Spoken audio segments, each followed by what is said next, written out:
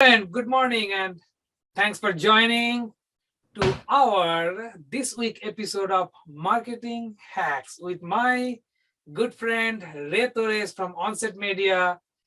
You guys know Ray, he's the marketing guru here for me. So Ray, how are you? How you doing? Hey brother, how are you doing today, man? Yeah, everything is good, brother. I got a very nice question because I was confused on the. I don't do blog much, I do sometimes, but I do vlog, Yeah, and yeah. transcribe the.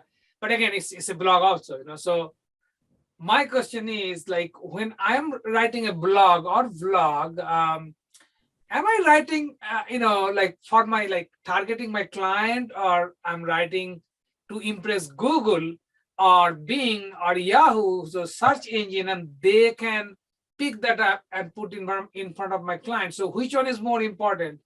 And I'm confused about that. So tell me your, your suggestion, your advice, your opinion on that. So to answer to which one is more important when you're writing a blog, you're writing for the search engines or for people, right? On the most part, that's what it sounds like. Correct. Yeah. So I'll tell you that one of the biggest mistakes a lot of people do because they don't normally write articles, right? Unless you're in school. So what they normally do is they try to kind of watch a video and they say, let me try writing this thing. Let me try this whole process. And then they write something, but they don't write nothing that they really mean or that they know about because they're trying to make sure just to get ranked, right? So, and I've seen that time and time again. So I tell you one thing, whenever you're writing a blog, first and foremost, you have to write for a person. You're not writing for a robot. So there's certain drafts of what you're trying to achieve that you're gonna put together, right? Like anything else, when you ride a bike, you're gonna ride a bike slowly until you go faster, right? Same thing goes with the blogs. When you write it, you have your first draft. And your first draft you have written out maybe about 600 words, so it's just like a great blog about, let's say, real estate, about this territory and why this territory is so great, all those things, right? So again, so once you have that written, okay, now you put that to the side, you look at it, right? Now you got to make sure you have a title. That title, when it comes to the search engine, because now that we wrote it for a human being, we have to just make adjustments to make sure that it's correct for the search engines. Again, and this is all the search engines, not just Google, right? This is all of them. The same rules apply. Even Google My Business postings. You always have a title. A title is very imperative to ensure the fact that that's labeled correctly in the intent when someone does a search. So if someone does a search for X, Y, and Z, that title that you're trying to, kind of win upon, the answer, will be in your article. So that's number one. That will be considered your H1 tag. So again, when we say H1 tag, that's like me telling you, hey man, you need to have a title, right? Yeah. Again, so the Google robots or the robots need to see an H1 tag. Again, and when you have it, which is HTML, a code in HTML. So when you have the H1 tag, now it's telling the Google bots, what is this article about? Okay, so that's number one. Okay. And then when you go through your article, now you have your title, you're good. Then when you're going down, sometimes people have subheadings or subheadlines within the articles themselves. That's also going to be labeled H2. So again, so H1, H2 are very imperative tags within your blog or your whatever you're doing to ensure the fact that it gets better opportunity to rank. And again, so you must be saying, well, how do I know what H1, H2, like, how do I know how to do that? Well, if you're writing on Squarespace, Wix, any of the search engines, any of the websites out there, any of those CMSs, 9 out of 10 times or 10 out of 10 times, it gives you a place where you can add that article in there. And then you have to kind of label those words specifically on as a paragraph, H4, H3, H2, and you'll see that. Now that I said it, if you look for it, you'll see it. So now you have to categorize that to a specific, format. H1 is the title, H2 are the subheadings, again, and then from there, you're kind of writing your article, and then pretty much that's how we write a blog for the search engines. One trick that people do not do, and they fail to do that, always remind the Google bots, right? Remind the robots what area you're servicing. Because you may think it's obvious to you, but every time there's a robot coming to your website, they don't know who you are. That's why you're putting all that information on there. So it's imperative you do that on an ongoing basis. One thing I'm gonna tell you or warn you is to not overstuff it. People have this thing that, okay, if I put 25 words of the best words, it's gonna rank.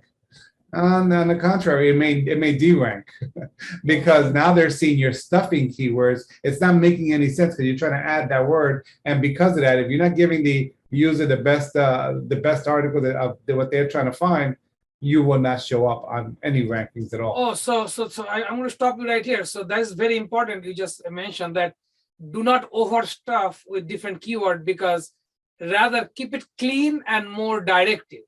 Yeah. So, for example, if I am, we're doing marketing hacks here, and our key tag will be with the marketing, but even though it's a real estate related, but it's better not to put real estate in Pembroke Pines, real estate in Fort Lauderdale. That's gonna kind of make it confused. Yeah, so I realized that those robots are going to come and says, okay, so real estate here, real estate there, so on. So you're not talking about hashtags. You're actually writing that in context. Yes. We're saying, okay, so where am I hitting? Where am I going? Okay, so this is for Pembroke Pines, great. Oh wait, no. This is for Miramar. Oh no, wait. This is for again. You want to be general, you want to be broad. I always say the best results go specific. Okay. You say Pembroke Pines, it knows that the computer knows, especially Google Maps, right? That Miramar is right next to Pembroke Pines, right? Yeah. So again, who's your market? Whatever your article is about, South Florida, the city that you're trying to rank for, whatever have you, county, within that area. Mm-hmm. Do not go above that. So on. That's just my suggestion, and that's what's worked for me and a lot of my clients when we're optimizing some of their listings as well as they're writing some blogs to help them rank their website. Now, let me ask you that H2, the one you say subheading, is that the same thing as meta tag or is different? Yeah, so you have so in other words, there is a meta tag in the description. So whenever you're writing your blog or your article, you have an opportunity of when somebody does a search of seeing that description. That's a meta description. Okay. So within the meta description, yes, you have the meta tags within it to help it rank and get better results with SEO.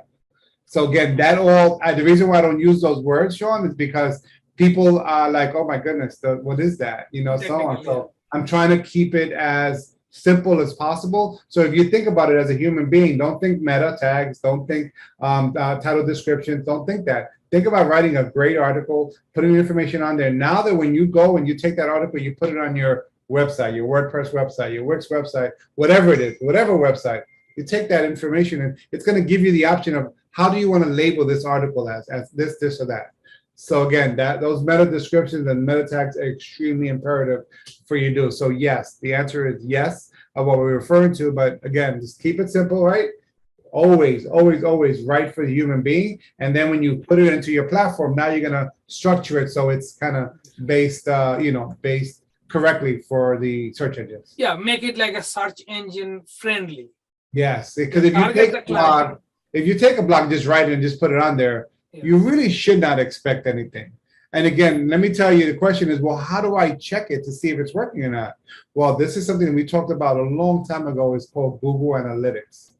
Okay, because if you see your site ranking more because of it, that's great. Because normally when you write a blog, you have something called backlinks in it. Backlinks for contact us or for another article or whatever have you, so on. Again, those backlinks give it more power, ranking power if they're good backlinks. So these are things that you want to do. And now to know that it works is that, well, don't wait for those phone calls to come in. Look at your Google Analytics to see that if you're getting any more traffic. If you are getting more traffic, which 9 out of 10 times you are, right? If you do it the way I'm saying, now you write another article, very similar. Not exact, very similar with the same techniques. And this is where you join the world of, guess what? I got a call today. Because you're taking those actions. The more work you put into it, the more you will get out of it. 1,000%.